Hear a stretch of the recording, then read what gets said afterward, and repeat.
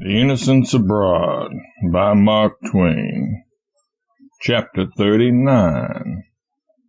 We inquired and learned that the lines of Smyrna consisted of the ruins of the ancient citadel, whose broken and prodigious battlements frown upon the city from a lofty hill just in the edge of the town.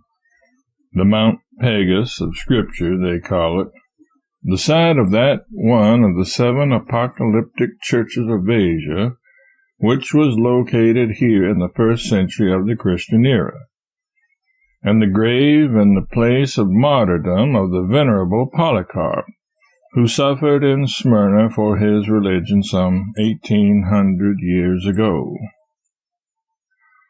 We took little donkeys and started. We saw Polycarp's tomb and then hurried on. The 7 churches, thus they abbreviate it, came next on the list. We rode there, about 1.5 miles in the sweltering sun, and visited a little Greek church which they said was built upon the ancient site. And we paid a small fee, and the holy attendant gave each of us a little wax candle as a remembrancer of the place. And I put mine in my hat, and the sun melted it, and the grease all ran down the back of my neck. And so now I have not anything left but the wick, and it is a sorry and wilted-looking wick at that. Several of us argued as well as we could that the church mentioned in the Bible meant a party of Christians, and not a building. That the Bible spoke of them as being very poor, so poor, I thought, and so subject to persecution, as per Polycarp's martyrdom, that in the first place they probably could not have afforded a church edifice, and in the second would not have dared to build it in the open light of day if they could. And finally, that if they had had the privilege of building it, common judgment would have suggested that they build it somewhere near the town. But the elders of the ship's family ruled us down and scouted our evidences. However, retribution came to them afterward. They found that they had been led astray and had gone to the wrong place. They discovered that the accepted site is in the city. Riding through the town, we could see marks of the 6 Smyrnas that have existed here and been burned up by fire or knocked down by earthquakes. The hills and the rocks are rent asunder in places.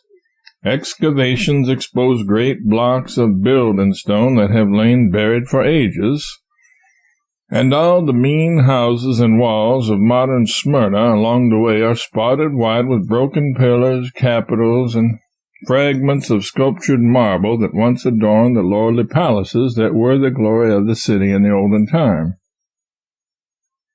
The ascent of the hill of the citadel is very steep, and we proceeded rather slowly. But there were matters of interest about us.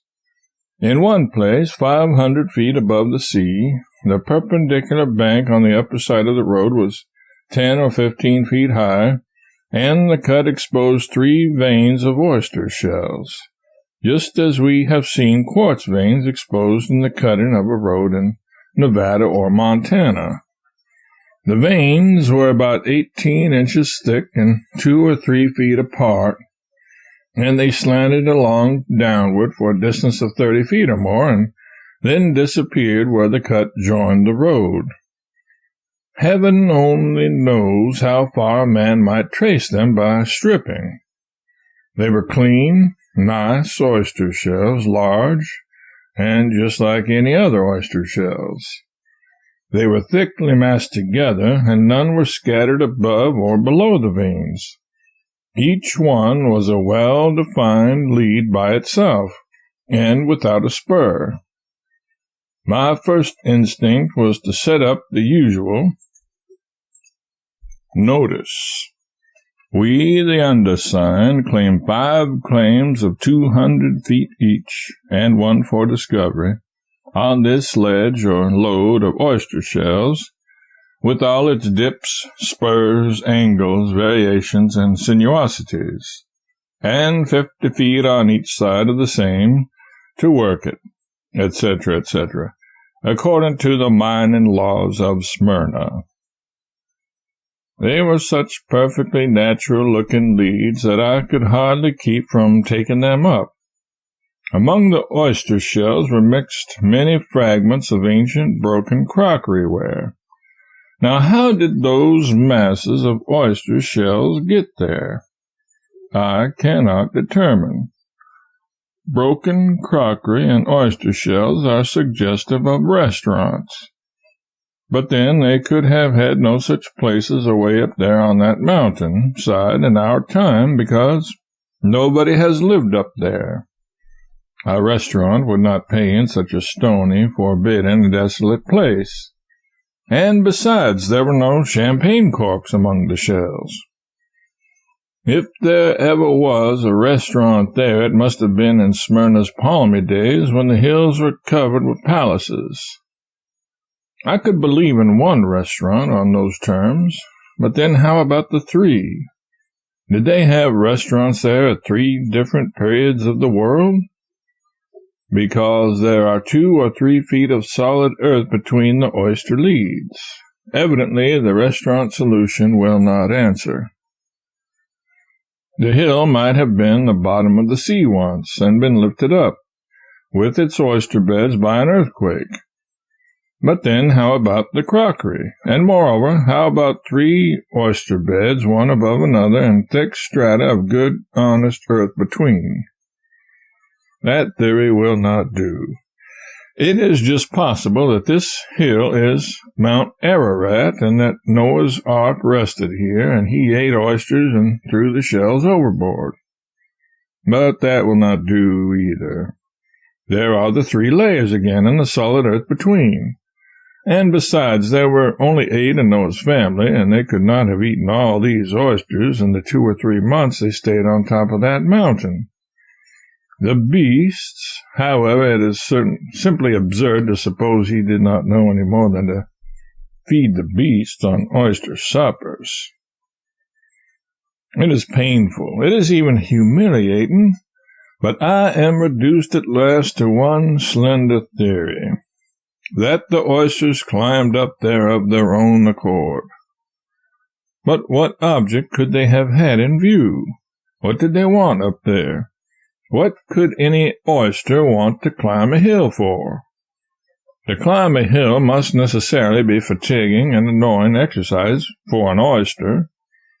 The most natural conclusion would be that the oysters climbed up there to look at the scenery. Yet when one comes to reflect upon the nature of an oyster, it seems plain that he does not care for scenery. An oyster has no taste for such things. He cares nothing for the beautiful.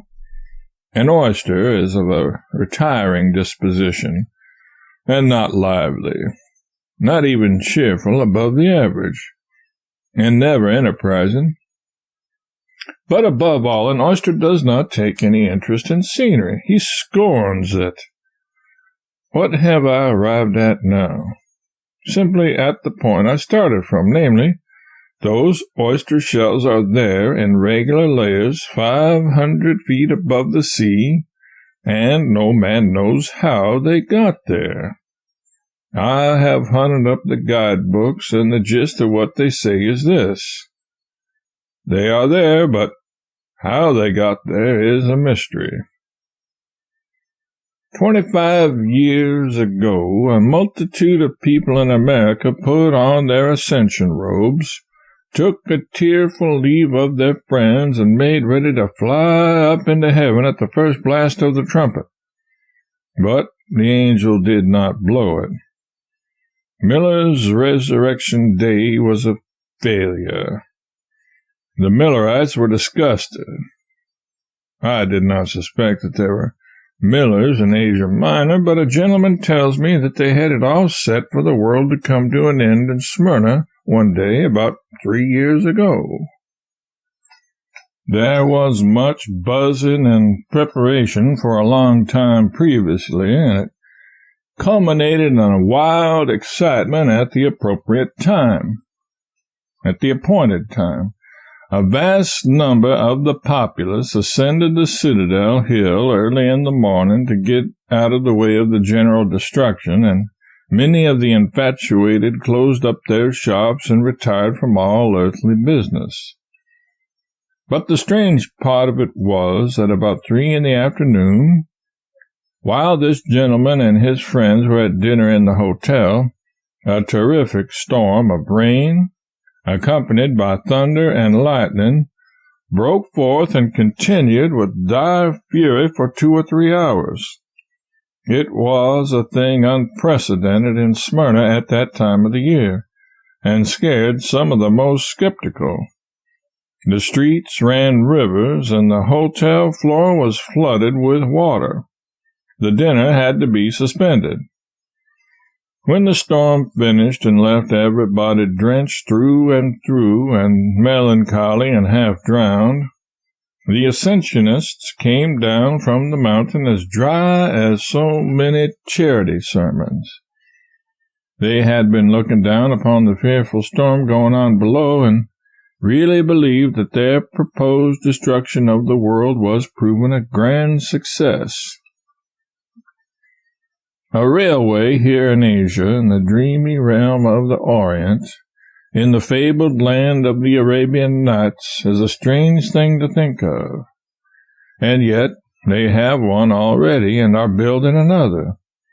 The present one is well built and well conducted by an English company, but is not doing an immense amount of business. The first year it carried a good many passengers, but its freight list only comprised 800 pounds of figs. It runs almost to the very gates of Ephesus, a town great in all ages of the world, a city familiar to readers of the Bible, and one which was as old as the very hills when the disciples of Christ preached in its streets. It dates back to the shadowy ages of tradition, and was the birthplace of gods renowned in Grecian mythology. The idea of a locomotive tearing through such a place as this, and waking the phantoms of its old days of romance out of their dreams of dead, gone centuries, is curious enough. We journey thither tomorrow to see the celebrated ruins.